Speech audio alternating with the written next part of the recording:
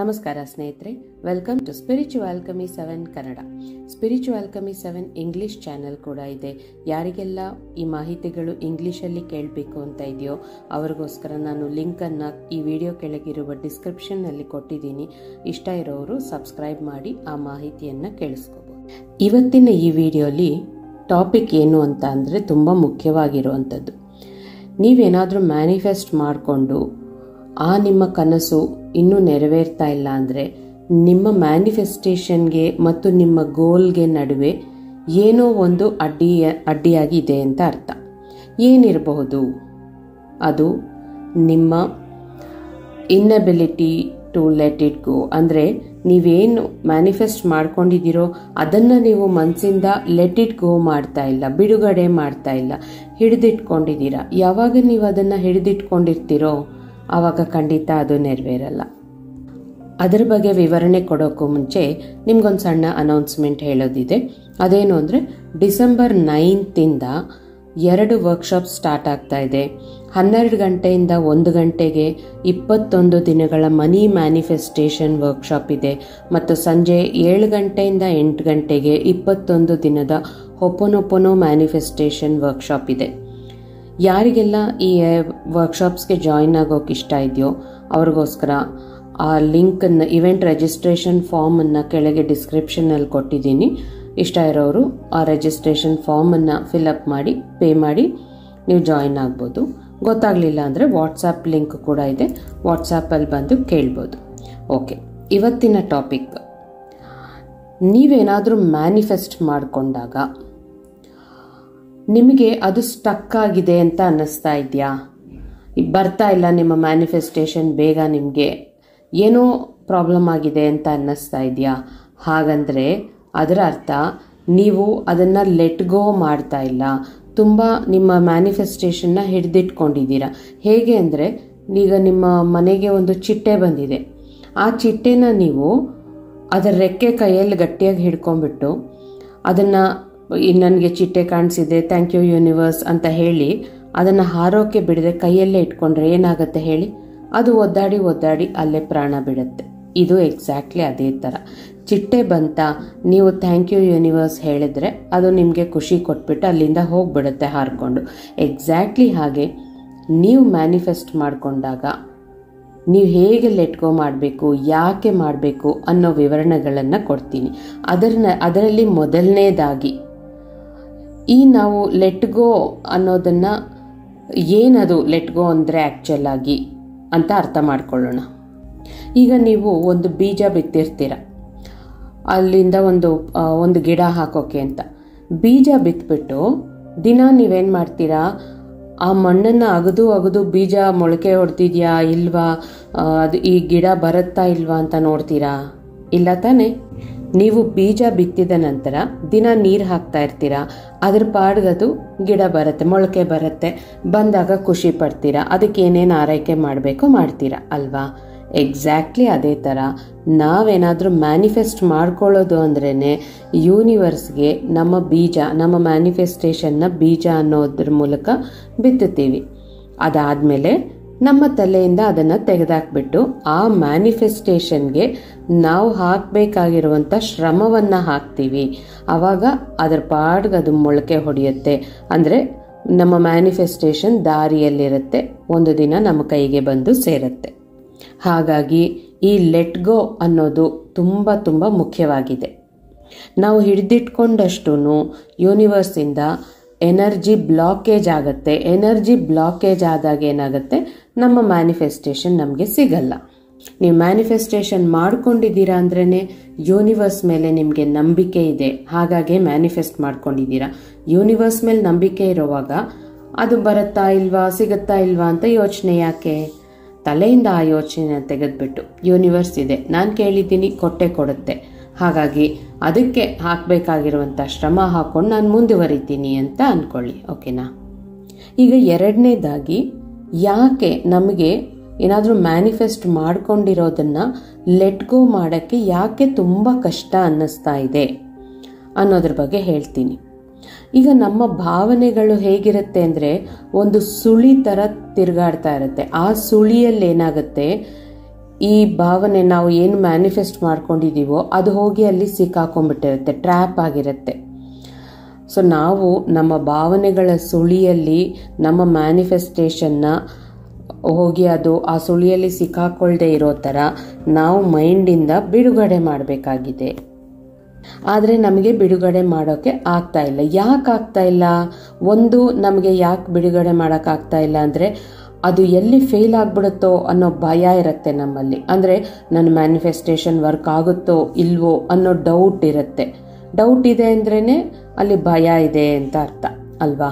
ಆಮೇಲೆ ಇನ್ನೊಂದು, ಕಾಯುವಷ್ಟು ತಾಳ್ಮೆ ಇಲ್ಲ ನಮ್ಮಲ್ಲಿ.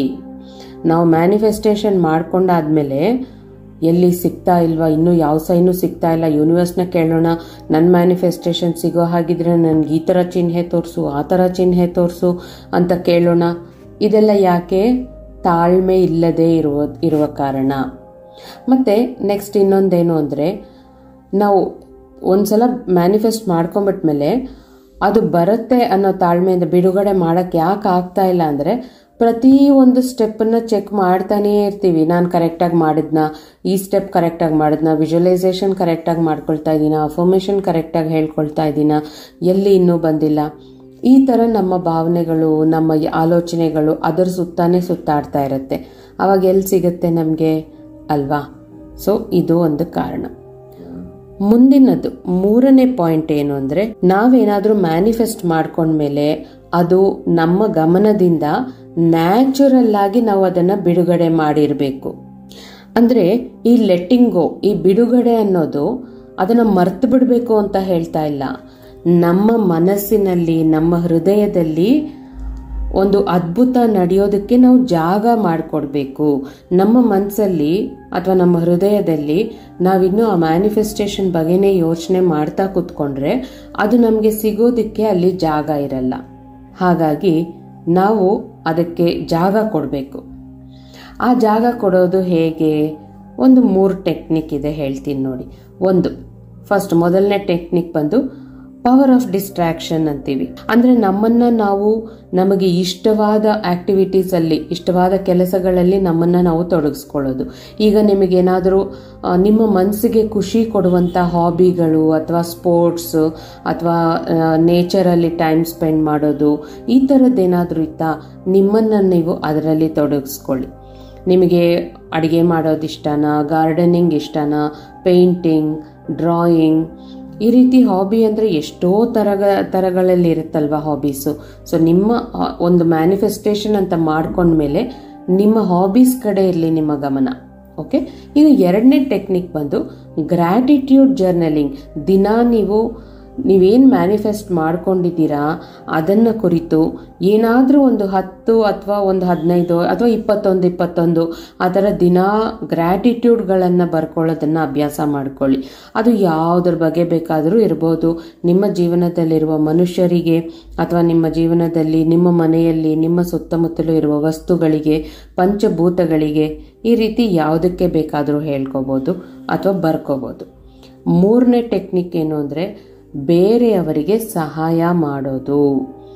ನಮ್ಮ ಸುತ್ತಮುತ್ತಲು ನಾವೆಲ್ಲೇ ಇರಲಿ, ಯಾರಾದರೂ ಒಂದು ಸಣ್ಣ ಕಷ್ಟದಲ್ಲಿದ್ದಾರೆ, ನಮ್ಮ ಕೈಯಲ್ಲಿ ಅವ್ರಿಗೆ ಸಹಾಯ ಮಾಡೋಕ್ಕೆ ಆಗತ್ತೆ ಅಂತ ಇದ್ದಾಗ ನಾವು ಓಡ್ ಹೋಗಿ ಅವ್ರಿಗೆ ಸಹಾಯ ಮಾಡೋದು. ಈ 3 ಟೆಕ್ನಿಕನ್ನು ಮಾಡೋದ್ರಿಂದ ನಮ್ಮ ಫ್ರೀಕ್ವೆನ್ಸಿ ಹೈ ಆಗುತ್ತೆ. ಫ್ರೀಕ್ವೆನ್ಸಿ ಹೈ ಆದಾಗ ಏನಾಗುತ್ತೆ, ನಮಗೆ ನಮ್ಮ ಮ್ಯಾನಿಫೆಸ್ಟೇಷನ್ ಬೇಗ ಸಿಗುತ್ತೆ.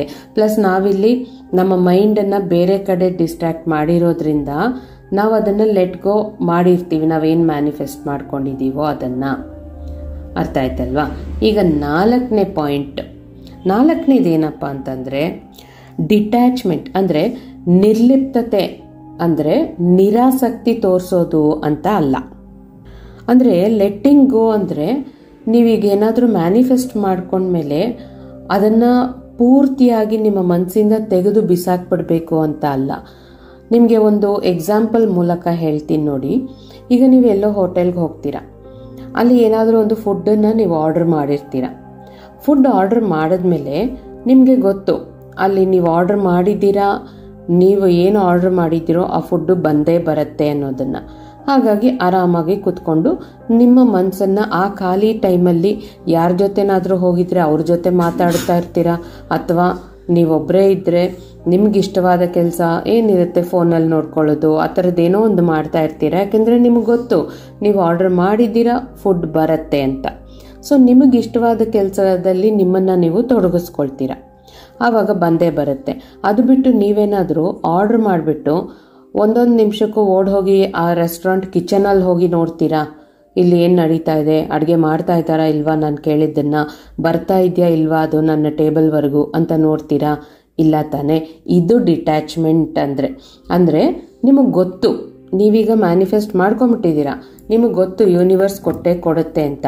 ಹಾಗಾಗಿ ನಿಮಗಿಷ್ಟವಾದ ಕೆಲಸಗಳಲ್ಲಿ ನಿಮ್ಮನ್ನು ನೀವು ತೊಡಗಿಸ್ಕೊಂಡು ಸದ್ಯಕ್ಕೆ ಅದನ್ನು ಮನಸ್ಸಿಂದ ತೆಗೆದುಹಾಕಿ ಅದಕ್ಕೆ ಬೇಕಾಗಿರುವಂಥ ಶ್ರಮವನ್ನು ಹಾಕಿ ನೀವು ಮುಂದುವರಿತಾ ಇದ್ದಾಗ ನಿಮ್ಮ ಒಂದು ಮ್ಯಾನಿಫೆಸ್ಟೇಷನ್ ನಿಮ್ಮನ್ನು ಹುಡುಕೊಂಡು ಬರುತ್ತೆ, ಯೂನಿವರ್ಸ್ ನಿಮಗೆ ಕೊಡುತ್ತೆ. ಈಗ 5ನೇ ಪಾಯಿಂಟ್ ಬಂದು ಲೆಟ್ಟಿಂಗ್ ಗೋಗೆ ದಿನ ನಾವು ಹೇಗೆ ಪ್ರಾಕ್ಟೀಸ್ ಮಾಡಬೇಕು ಅಂತ. ಅದಕ್ಕೆ ಮೈಂಡ್ಫುಲ್ನೆಸ್ ಮೆಡಿಟೇಷನ್ ಅಂತ ಮಾಡಬೇಕು. ಮೈಂಡ್ಫುಲ್ನೆಸ್ ಮೆಡಿಟೇಷನ್ ಅಂದರೆ ಏನು? ಫೋಕಸ್ ಮಾಡೋದು, ಗಮನ ಕೊಡೋದು. ಅಂದರೆ ಯಾವುದಾದ್ರೂ ಒಂದು ವಿಷಯ ತಗೊಂಡ್ರೆ ಅದರ ಮೇಲೆ ಫುಲ್ಲಾಗಿ ಗಮನವನ್ನು ಹರಿಸೋದು. ದಿನ ನೀವು ಒಂದು 10 ನಿಮಿಷನಾದರೂ ಮೆಡಿಟೇಷನ್ ಮಾಡಿ. ಮೆಡಿಟೇಷನ್ ಮಾಡೋದಕ್ಕೆ, ಧ್ಯಾನ ಮಾಡೋದಕ್ಕೆ ಕುತ್ಕೊಳ್ಳಿ. ಆರಾಮಾಗಿ ಕುತ್ಕೊಂಡು ನಿಮ್ಮ ಉಸಿರಿನ ಕಡೆನೇ ನಿಮ್ಮ ಗಮನ ಹರಿಸಿ. ಉಸಿರು ಹೇಗೆ ನಿಮ್ಮ ದೇಹದ ಒಳಗೆ ಹೋಗ್ತಾ ಇದೆ ಮತ್ತು ದೇಹದಿಂದ ಹೇಗೆ ಹೊರಗೆ ಬರ್ತಾ ಇದೆ ಅನ್ನೋದ್ರ ಮೇಲೆ ನೀವು ಫುಲ್ಲಾಗಿ ಕಾನ್ಸಂಟ್ರೇಟ್ ಮಾಡಿದಾಗ ನಿಮಗೆ ಮೈಂಡ್ಫುಲ್ನೆಸ್ ಅನ್ನೋದು ಬರುತ್ತೆ. ಆದರೆ ಈ ರೀತಿ ನೀವು ಮೆಡಿಟೇಷನ್ ಮಾಡುವಾಗ ನಿಮಗೆ ಗೊತ್ತಿಲ್ಲದೇನೆ ಯಾವ್ಯಾವುದೋ ಥಾಟ್ಸ್ ಎಲ್ಲ ಬರ್ತಾ ಇರುತ್ತೆ, ಆಲೋಚನೆಗಳು ಬರ್ತಾ ಇರುತ್ತೆ. ಬರುವ ಪ್ರತಿಯೊಂದು ಆಲೋಚನೆಯನ್ನು ಹೊರಗೆ ಕಳಿಸ್ಬಿಡಿ. ಅದೊಂದು ಬ್ಲ್ಯಾಕ್ ಸ್ಮೋಕ್ ಆಗಿ ನಿಮ್ಮ ದೇಹದಿಂದ ಹೊರಗೆ ಬರ್ತಾ ಇರೋ ಥರ ಇಮ್ಯಾಜಿನ್ ಮಾಡಿಕೊಂಡು ಅದನ್ನು ನಿಮ್ಮ ಮೈಂಡಿಂದ ಹೊರಗೆ ಕಳಿಸ್ಬಿಟ್ಟು ನಿಮ್ಮ ಗಮನವನ್ನು ಉಸಿರಿನ ಮೇಲೆ ಇಡಿ. ಆಮೇಲೆ ನಿಮ್ಮ ಮ್ಯಾನಿಫೆಸ್ಟೇಷನ್ ಬಗ್ಗೆ ಏನಾದರೂ ಅಫರ್ಮೇಷನ್ಸ್ ಬರೆದಿಟ್ಕೊಳ್ಳಿ, ಅದನ್ನು ಹೇಳ್ಕೊಳ್ಳಿ. ಆ ಅಫರ್ಮೇಷನ್ಸನ್ನು ದಿನ ಹೇಳ್ಕೊಳ್ತಾ ಇರಿ. ಈ ಮೆಡಿಟೇಷನ್ ಮಾಡಿಬಿಟ್ಟಾದ್ಮೇಲೆ ನಿಮ್ಮ ಗೋಲ್ ಏನಿದೆ, ನೀವು ಯೂನಿವರ್ಸ್ ಹತ್ರ ಏನು ಕೇಳಿದ್ದೀರಾ ಅದನ್ನು ಒಂದು ಹೊಳೆಯುವ ದೊಡ್ಡ ಬಬಲ್ ಒಳಗೆ ಇಟ್ಟುಬಿಟ್ಟು ನಿಮ್ಮ ಮ್ಯಾನಿಫೆಸ್ಟೇಷನ್ ಹತ್ರ ಇಮ್ಯಾಜಿನ್ ಮಾಡ್ಕೊಳ್ಳಿ. ಒಂದು ದೊಡ್ಡ ಬಬಲ್ ಇದೆ, ಅದು ಪ್ರಕಾಶಮಾನವಾಗಿ ಹೊಳಿತಾ ಇದೆ. ಅದರಲ್ಲಿ ನಿಮ್ಮ ಮ್ಯಾನಿಫೆಸ್ಟೇಷನ್ನ ಇಟ್ಟು ಆಕಾಶಕ್ಕೆ ನೀವು ಅದನ್ನು ರಿಲೀಸ್ ಮಾಡ್ತಾ ಇದ್ದೀರಾ. ಈ ರೀತಿ ನೀವು ಒಂದು ಇಮ್ಯಾಜಿನೇಷನ್ ಮಾಡ್ಕೊಳ್ಳಿ, ವಿಜುವಲೈಸ್ ಮಾಡ್ಕೊಳ್ಳಿ. ಅದು ಯಾವುದರ ಸಂಕೇತ ಅಂತಂದರೆ ನಮಗೆ ಯೂನಿವರ್ಸ್ ಮೇಲೆ ನಂಬಿಕೆ ಇದೆ, ಹಾಗಾಗಿ ನಾವು ಯೂನಿವರ್ಸ್ಗೆ ಶರಣಾಗತಿ ಆಗ್ತಾ ಇದ್ದೀವಿ